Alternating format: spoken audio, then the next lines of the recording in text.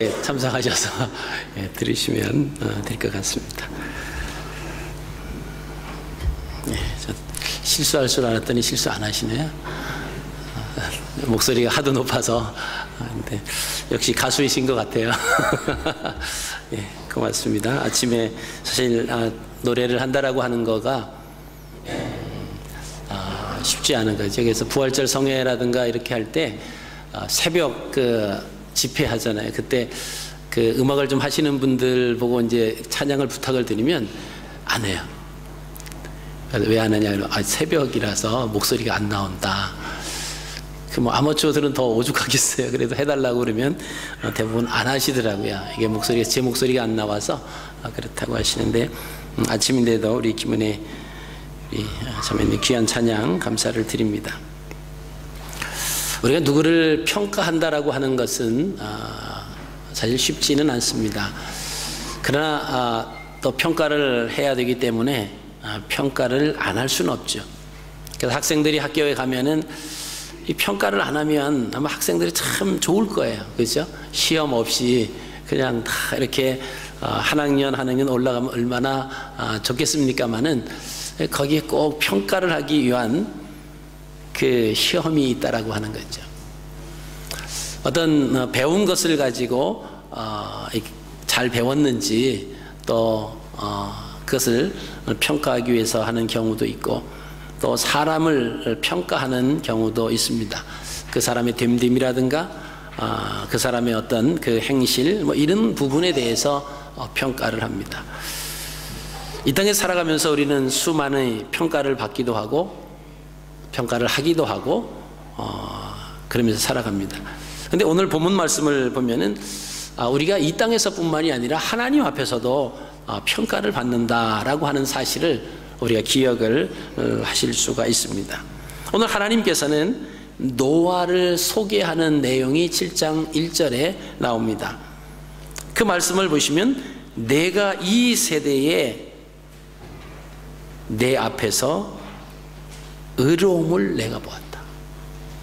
자, 하나님께서 노아를 향해서 말씀하시는 것이 내가 내 앞에 의로움을 내가 보았다.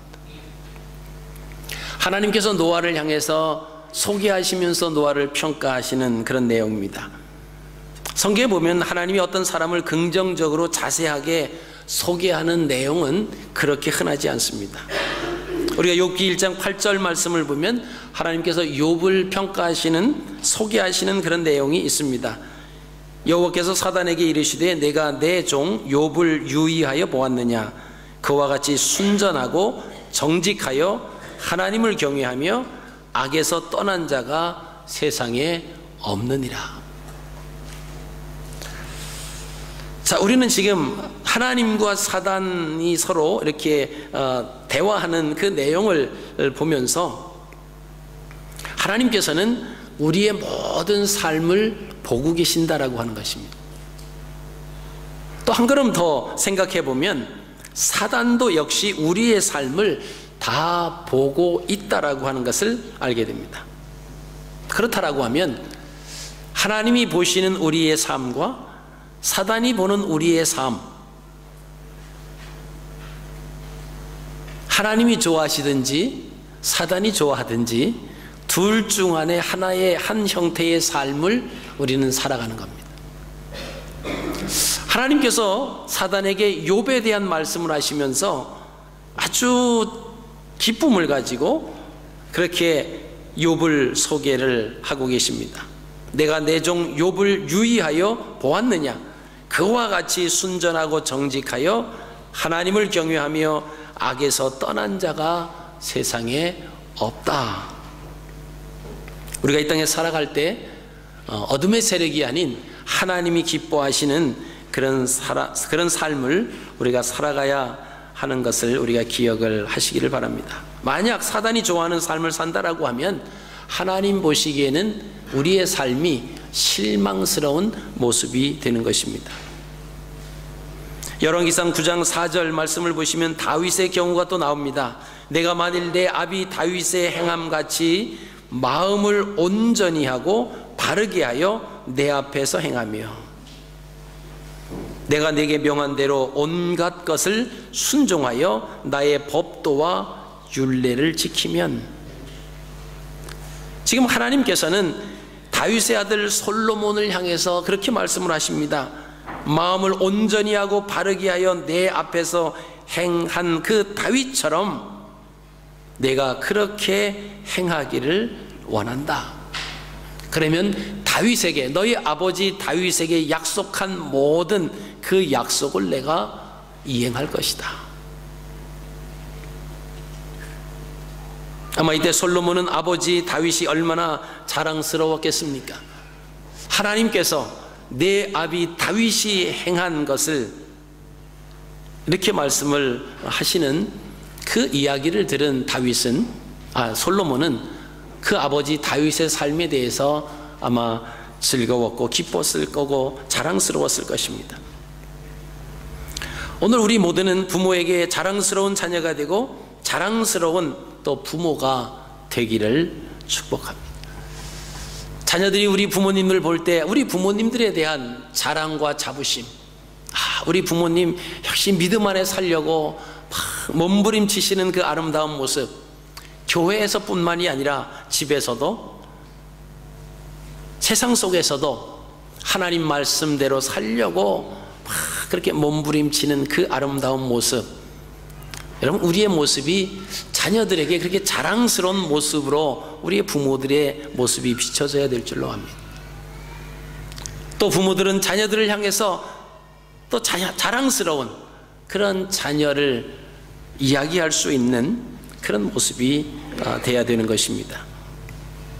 이사야 38장 1절로 8절 말씀은 히스기야에게 하신 말씀입니다. 5절 말씀 보면 내가 내 기도를 들었고 내 눈물을 보았노라.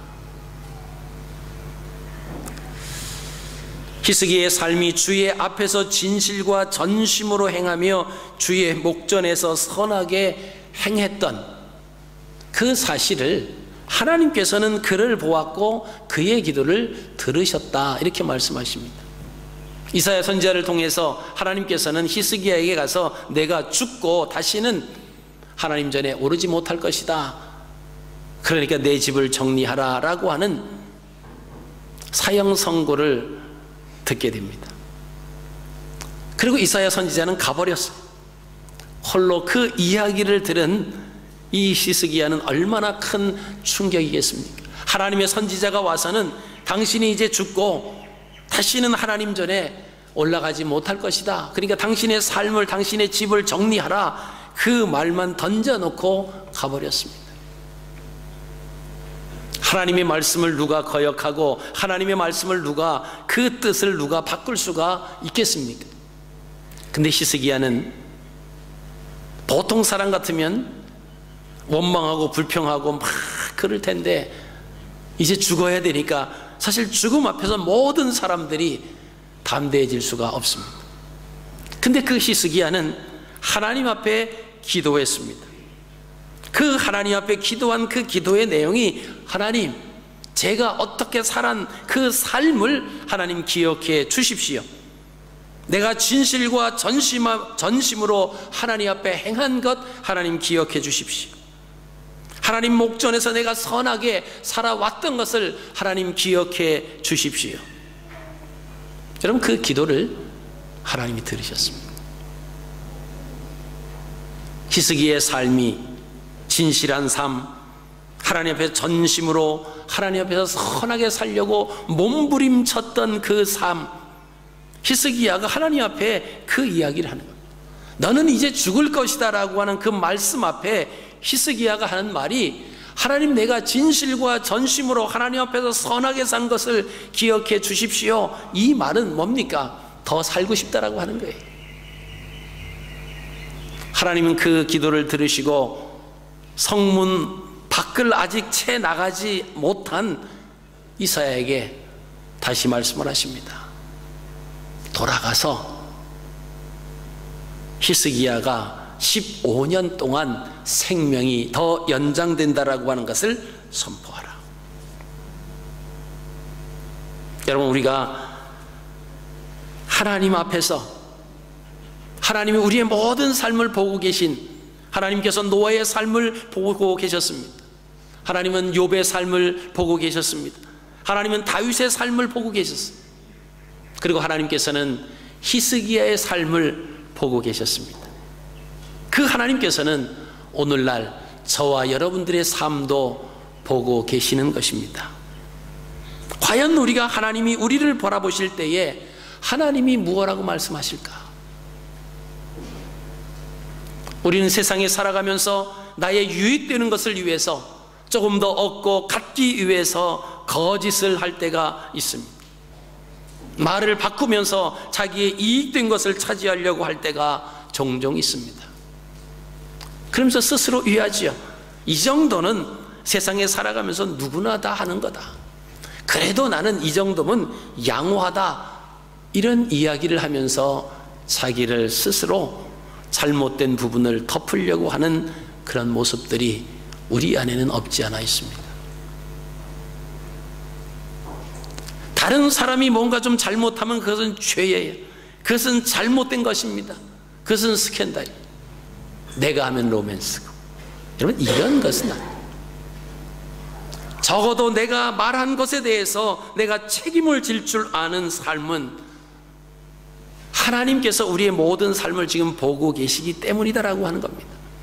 우리의 삶 가운데 틈이 생기게 되면, 하나님과 거리가 떨어지는 그런 틈이 생기게 되면 어둠의 세력들은 그 틈을 비집고 들어옵니다. 그리고 우리로 하여금 좌절과 절망과 기쁨 대신 슬픔으로 가득 차게 만들어버리게 하는 것입니다. 오늘 하나님은 노아의 무엇을 보았다고 말씀하십니까? 노아가 하나님 앞에서 행하는 의로움을 보셨다고 소개합니다. 노아는 평상시 아름다운 삶이 하나님께 기억되었다라고 하는 것을 우리가 보시게 됩니다. 창세기 6장 14절에 하나님께서 방주를 지으라, 7장 1절에 방주에 들어가라, 8장 16절에 방주에서 나가라.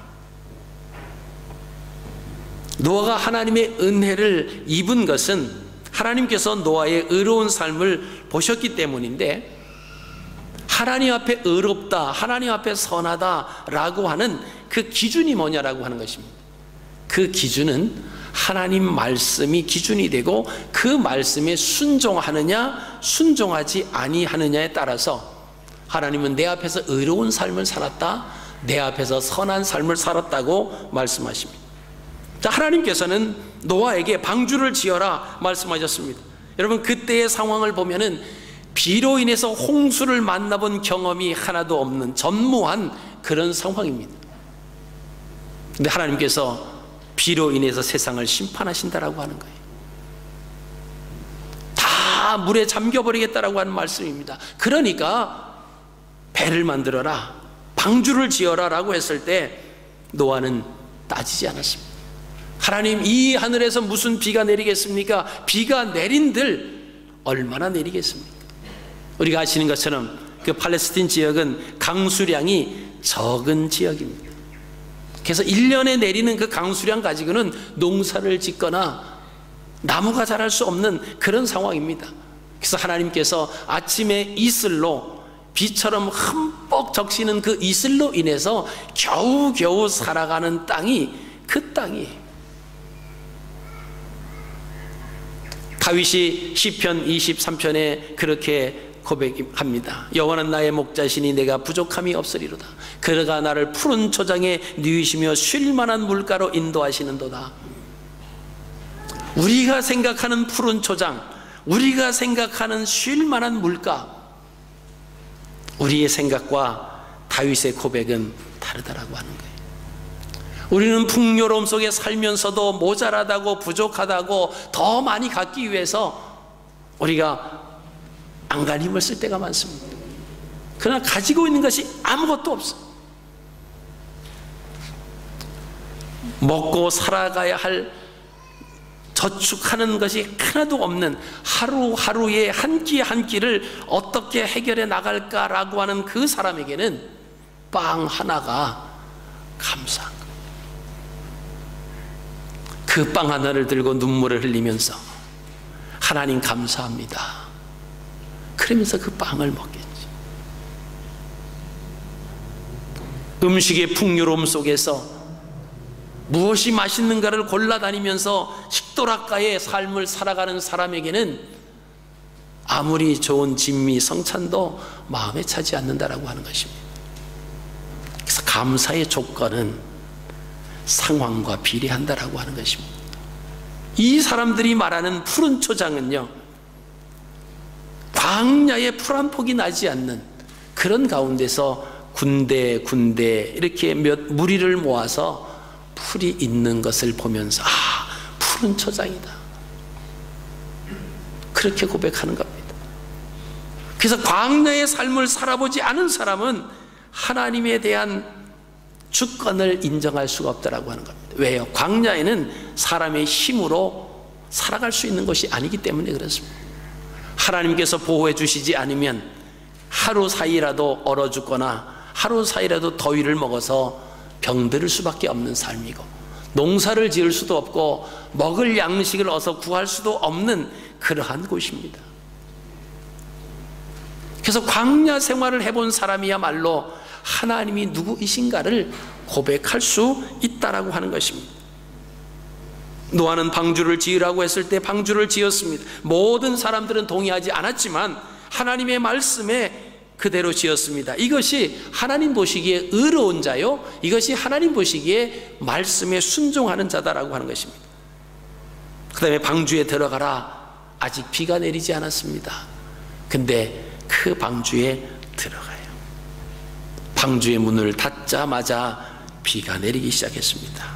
이제 8장에서는 하나님께서 방주에서 나가라고 말씀하십니다. 하나님 앞에 의로운 자는 하나님 말씀 속에서 하나님이 가라라고 하면 가고, 멈춰서라 하고 멈춰서고, 행하라라고 하면 행할 수 있는 자가 하나님 앞에 선한 자인 줄로 믿습니다. 오늘 말씀 보면 이 세대에라고 하는 단어가 있습니다. 여러분, 우리가 잘 아시는 것처럼 노아가 살던 그 세대는 패역한 삶을 살았던 시대였습니다. 하나님 안에서, 말씀 안에서 샬롬을 누리고 살기보다는 세상적인 쾌락을 추구하며 살았던 시대입니다. 세상적인 쾌락을 따라서 살아가는 삶이 그 순간에는 즐거워 보이지만 마음은 공허한 거예요. 여러분, 혹시 신앙생활 하시면서 여러분들이 세상에 나가서 주님과 친한 분이 계실 수 있어요. 우리는 주님과 친해야 되는데 세상에 주님과 친한 분들이 있을 수 있어요. 주님 없이는 못 사는 분이 있을 수 있습니다. 과연 만족하시던가요? 행복하셨던가요? 아니, 지금 말고 과거에 뭔가 잊어버리려고 막 그러고 그랬더니, 제가 알기로는 우리 주진우 집사님이 술을 잘 드셨다는 소문이 있는데, 예수님 만나기 전에 그거 가지고 판단하지 마시고 잘 드시게 생겼잖아요. 그래서 등치도 좋고. 그게 만족인 줄 알고 그게 기쁨인 줄 알고 살았는데 예수님 만나고 나니까 그게 아니더라라고 하는 거예요. 그래서 요새는 주 집사님은 주시면서 주님을 좋아하시는데 예수님, 주님을 좋아하시는 줄로 믿습니다. 아멘. 그들 우리 주집사님은 찬송을 그렇게 잘 들었어요. 그래서 아마 저희 교회에서 찬송, 복음송에 대해서 아마 누가 더 많이 아냐, 아마 그 대회를 하면 아마 주집사님이 매번 우승하실 건데, 아쉽게도 그 대회가 없네. 한번 개최하시면 개최하고 상 받아가고 항상 찬양을 계속 들었어요. 제가 갈릴리 교회 왔을 때 벌써 16년 전이네요.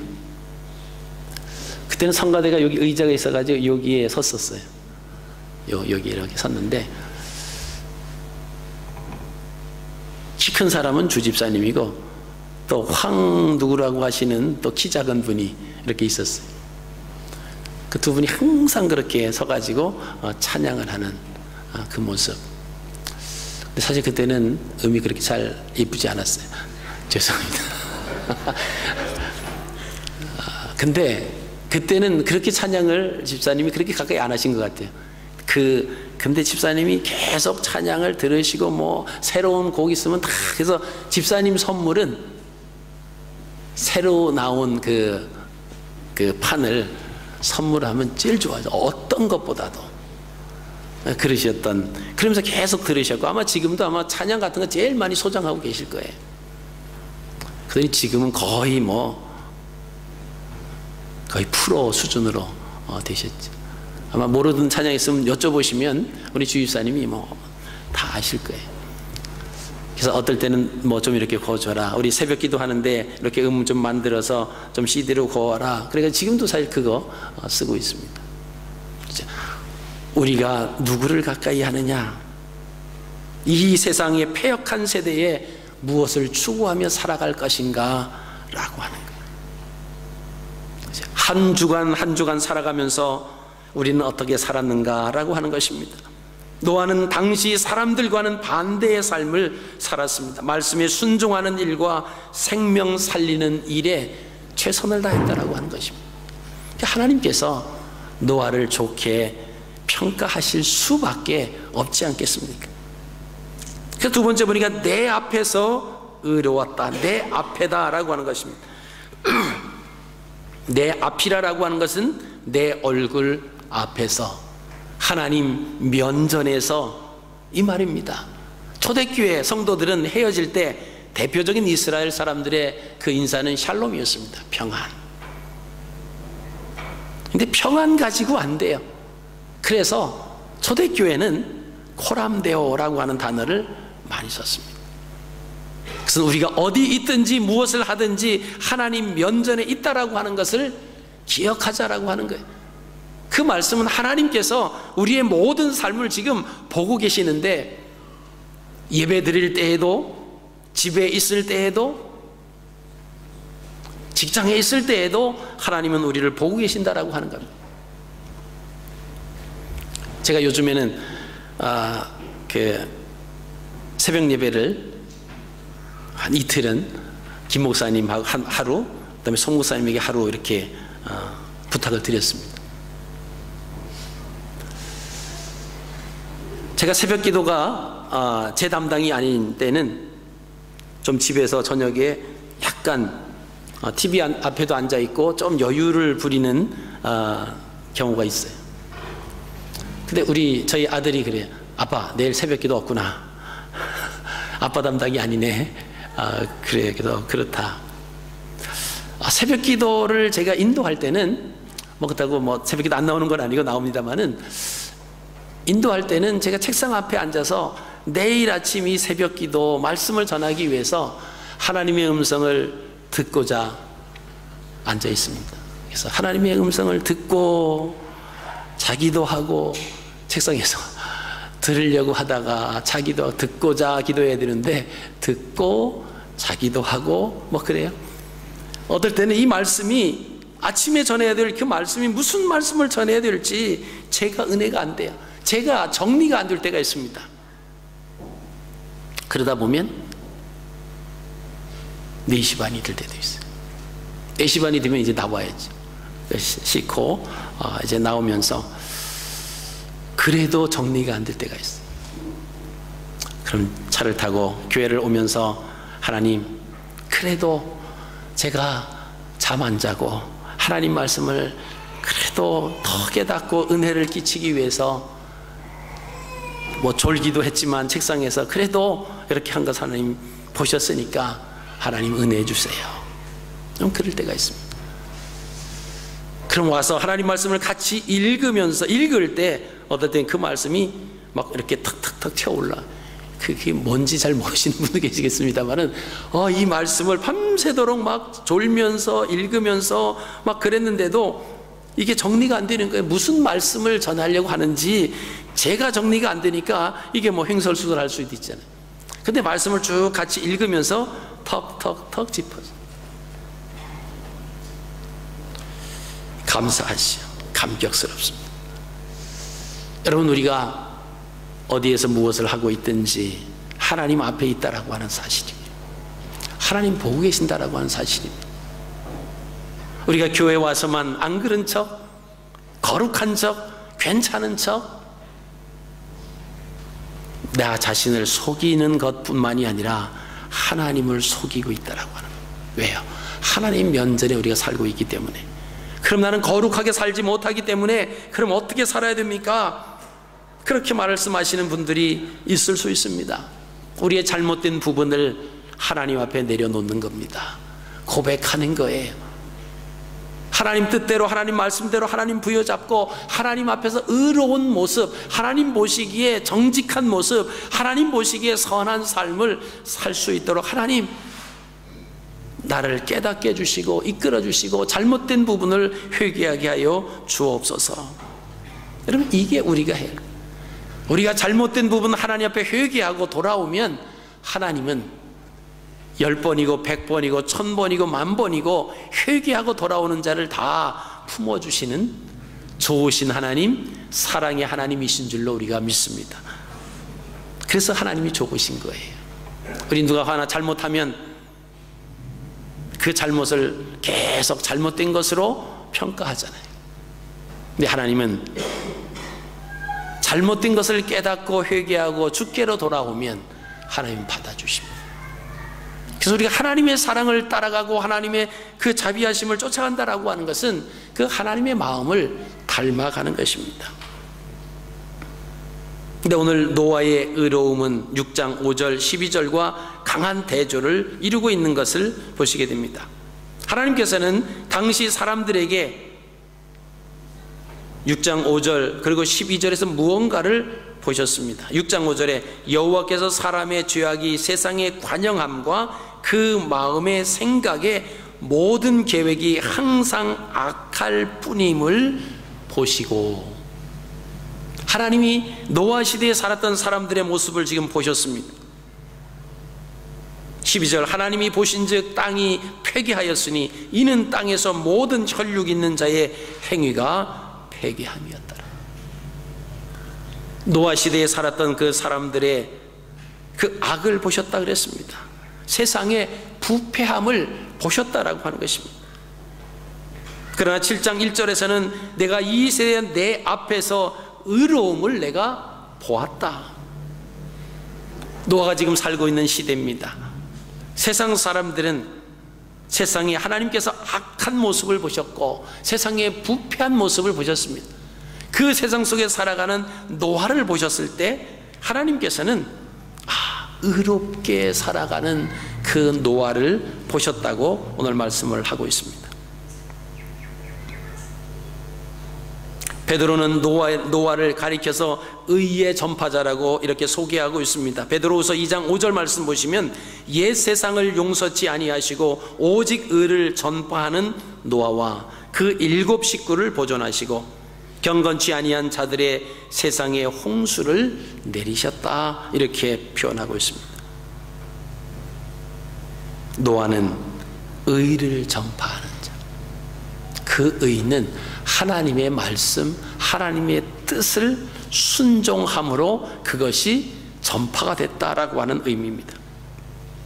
노아는 당시에 패역한 자들, 죄악 가운데 있는 부패한 가운데 있는 그 사람들을 향해서 회개하라, 홍수가 온다고 선포를 했습니다마는, 그러나 그 메아리, 그 외침은 메아리로 사라져 버리고 말았습니다. 오늘 하나님께서 노아를 향해서 내가 보았다라고 말씀하십니다. 악한 세대와 타협하지 아니하는 노아의 의로운 삶을 하나님께서는 보았다고 말씀하십니다. 이는 그에 대한 보상이 따른다라고 하는 의미입니다. 하나님께서 노아를 향하여 내가 보았다 이렇게 말씀하시는 것은 노아의 삶을 단순히 그저 지나치다가 슬쩍 보신 것을 가리켜서 말씀하시는 것이 아닙니다. 노아의 삶을 세심하게 관찰했다라고 하는 뜻입니다.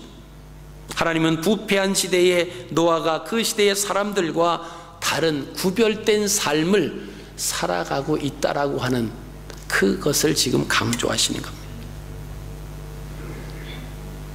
여러분, 세상 사람들이 화가 나고 세상 사람들이 자기 뜻대로 되지 않으면 어떻게 하죠? 집사님 어떻게 합니까? 기분 나쁘면 한잔해. 그잖아요. 그래도 기분이 좋으면 또 한잔해. 소화도 한잔하고 시료도 한잔하고 그것으로 풀으려고 그래요.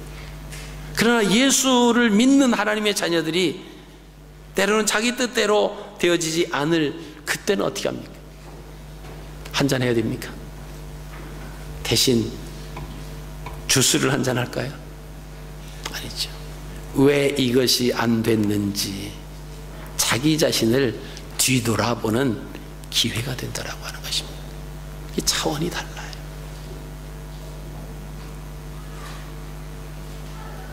하나님께서는 노아를 향해서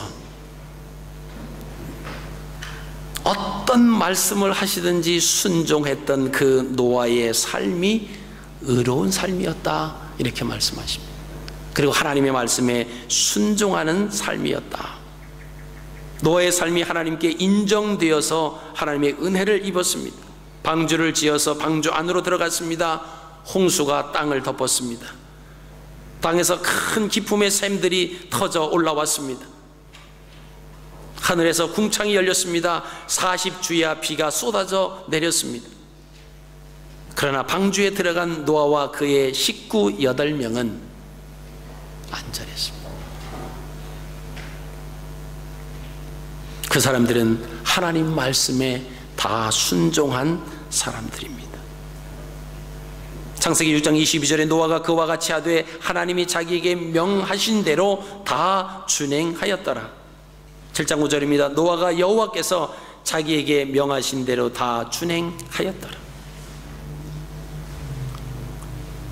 그러나 창세기 7장 22절 말씀은 육지에 있어 코로 생명의 기식을 호흡하는 것은 다 죽었더라.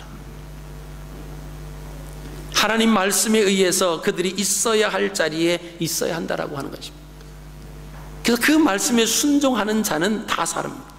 평안을 누립니다. 그러나 그 말씀에 순종하지 아니하고 쾌락과 향락에 빠져 살아갔던 사람들, 이 땅에 무슨 홍수에 대한 멸망이냐 믿지 않았던 그 사람들은 오늘 22절 말씀에 보시면 다 죽었더라. 죽은 자들은 패역한 자들이었습니다. 그들에 대해서 짧게 한 구절로 끝내고 맙니다. 그러나 구원을 얻은 하나님의 말씀에 의롭게 순종하며 산 사람들에 대해서는 그들에 대한 설명이 쫙 나옵니다. 왜냐하면 하나님께서는 구원받은 사람들에 대한 관심이 있으시다라고 하는 거예요. 여러분, 그래서 우리가 하나님 말씀에 믿음 생활하면서 어느 누구도 알아주지 않아도 내가 하나님 말씀대로 그 말씀 지키려고 몸부림치면서 그렇게 살아가는 거 아무도 알아주지 않습니다. 여러분, 때로는 그렇게 살다가 우리가 이런 생각할 수 있죠. 아니, 나만 이렇게 생각하고 나만 이렇게 몸부림친다고 뭐가 바뀌어지냐, 아무도 알아주지 않는데, 그런 마음이 은근슬쩍 들 때가 있습니다. 아무도 모른다고 생각할 때 여러분, 조용히 머리를 숙이십시오. 하나님은 다 보시고 계십니다.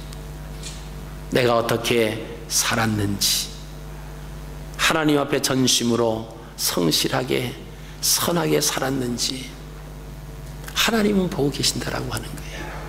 그래서 우리는 누구에게 잘 보이려고 포장을 하면서 살아갈 이유가 없어요. 왜요? 하나님께서는 포장 속에 있는 그 자체를 보고 계시기 때문에 아무리 감싸도 이 감싸는 걸로 우리의 속 마음이 커버가 되지 않는다라고 하는 것입니다. 그래서 하나님 앞에 벌거벗은 모습으로, 이것이 정직한 모습이죠. 이것이 순전한 모습입니다. 하나님 앞에 살아가는 겁니다. 오늘 말씀을 보시면 노아에 대한 7장 6절의 나이를 언급합니다. 그리고 방주에 들어간 대상을 소개를 합니다. 9절에 또 홍수가 일어난 일자를 10절 11절에 소개합니다. 그리고 그 물이 어디서 왔는지 11절에 소개를 하고 있습니다. 비가 내린 일수를 소개합니다. 다시 방주에 들어간 대상을 자세하게 소개하는 것이 7장 13절에서 16절까지 소개를 합니다. 그리고 물에 대해서 또 자세한 소개를 합니다. 악인과 의인의 결과에 대해서 비를 내린 40주야라고 한, 이 40이라고 하는 숫자가 악인에게 대해서 심판의 연관에서는 고통이 극에 달한다라고 하는 그런 뜻입니다. 그러니까 패역한 자들, 부패한 자들, 세상에서 자기 멋대로 살아가던 그 사람들에게는 극한 고통 속에서 때늦은 그 후회를 하며 죽어간다라고 하는 것이 이게 40이라고 하는, 고통이 극에 달한다라고 하는 그런 뜻입니다. 그러나 이 40이라고 하는 숫자가 구원과 관련해서는 새로운 삶의 출발이다라고 하는 의미가 있습니다. 오늘날 많은 사람들이 요한계시록 강해에 대해서 두려워하고 있지 않습니까? 그때가 되면 첫째 인이 떼어지고 둘째 인이 떼어지고 그 재앙의 그 사신들이 나타나서 땅의 1/3 1이 어둠으로 변하고 피로 변하고 막 그렇게 될 때 나는 어떻게 살 것인가? 저는 늘 말씀을 드립니다마는 계시록은 그런 의미가 아니다라고 하는 거예요. 안 믿는 사람들이 받아야 할, 하나님을 전적으로 믿지 못하는 사람들이 받아야 할 재앙들은 그런 재앙들이에요. 그러나 정말 하나님을 섬기며 살아가는 사람들은 신랑 되신 예수 그리스도를 기다리는 겁니다. 그래서 그분을 만나는 거예요. 아멘, 주 예수여 어서 오시옵소서. 마라나타, 주 예수여 속히 오시옵소서. 그러면서 신부된 모습으로 기다리는 거예요. 근데 그때가 되면 어떡하나? 그때가 되면 어떻게 살아갈 수 있을까? 내가 견딜 수 있을까? 그 어떤 환난을 잘 이겨낼 수 있을까? 여러분, 그렇게 말씀하시는 분들을 이렇게 보시면, 그런 이야기를 들으면 저는 그렇게 대답을 해요. 지금이나 잘하세요. 지금도 하나님 말씀 속에서 신앙생활 잘 못하면서 앞으로 환난이면 어쩌나 그 걱정할 때가 아니에요.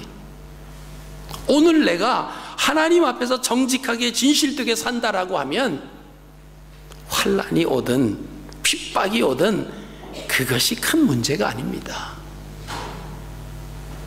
그 환난 속에 내가 잘 견뎌서 승리하는 자가 되거나 그 환난 속에서 내가 죽어간다라고 하면 그게 순교자입니다. 근데 순교가 아무나 하는 게 아니거든요. 하나님께서 순교할 수 있는 마음과 힘을 주시지 않으면 우리는 죽음 앞에서 아까 서두에 말씀드린 것처럼 다 연약한 존재예요. 지금 내가 하나님 앞에 올바로 서 있는가, 이 부분도 올바르게 정립이 안 된 상황에서 앞으로 그 마지막 때가 오면 내가 어떻게 견뎌낼 수 있을까? 우리가 생각하면 좀 우스운 얘기예요. 여러분, 현재 우리의 모습을 점검하시기 바랍니다. 하나님 앞에 내가 정직하게 살아가고 있는가? 하나님이 우리의 모든 삶을 보고 계신데 하나님께서 나의 정직하게 진실되게 하나님 앞에서 선하게 살았던 이 모습 하나님 기억해 주십시오. 우리에게 비록 어려운 일이 다가왔을 때 히스기야처럼 낯을 벽으로 향하고 그렇게 기도할 수 있는 삶이 우리의 삶인가라고 하는 거예요. 그러지 못하다라고 하면 다시 그 부분부터 우리가 재정립을 하는 겁니다. 다시 시작하는 거예요. 말씀을 정리를 합니다. 우리는 하나님 앞에 살아가는 하나님의 자녀들입니다. 머리를 땅으로 향하지 아니하고 위로 향하는 삶을 살아가시기를 바랍니다. 이것이 천국 시민을 가진 하나님의 자녀들의 모습입니다. 하나님 보시기에 부끄러움 없는 삶을 살아가시기를 바랍니다. 하나님은 우리의 모든 것을 다 보고 듣고 알고 계시는 하나님이십니다. 어제 광복 70주년을 맞아서 광복절 행사가 있었습니다. 저희 교회 주일학교 학생부 친구들, 선생님들이랑 같이 나가서 광복절 노래를 불렀어요. 제가 헤아려 봤어요. 몇 명인가? 33명이 섰더라고요. 33명 독립운동가 대표적인 33인인가? 그러면서 그들이 흙 다시 만져보자 바닷물도 춤을 춰. 이게 무슨 얘기인지도 몰라요. 무슨 흙을 다시 만지고 뭐 춤을 추고 몰라요. 어떻게 알겠어요?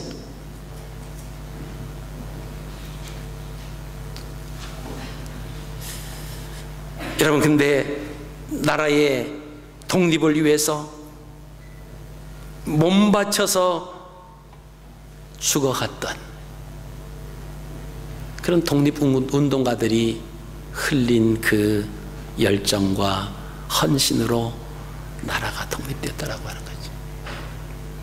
대표적으로 백범 김구 선생의 그 백범 일지에 보면은, 어제도 어느 분이 그런 소개를 했습니다마는, 나의 소원이라고 하는 그 글 일부를 우리가 말씀을 드리면, 하나님께서 내 소원이 무엇이냐고 물으시면 나는 서슴지 않고 내 소원은 대한 독립이요 하고 대답할 것이다. 그 다음 내 소원은 무엇이냐 하면 나는 또 우리나라의 독립이요 할 것이요, 또 그 다음 소원이 무엇이냐 하는 세 번째 물음에도 나는 더욱 소리 높여서 나의 소원은 우리나라 대한의 완전한 자주 독립이요 하고 대답할 것이다. 이런 글이 백범일지에 기록이 되어 있습니다. 나라의 독립을 위해서 온 힘을 다 바쳤던 그런 우리의 선조들처럼 여러분의 소원은 무엇입니까? 하나님 앞에서 우리의 살아가는 모습은 어떤 모습입니까? 하나님 보시기에 선하고 하나님 보시기에 정말 기쁨으로 우리를 평가할 수 있는 여러분, 그러한 삶, 그러한 모습, 하나님 우리의 모든 것을 보고 계십니다. 하나님 나의 모든 마음까지도 아시고 계세요.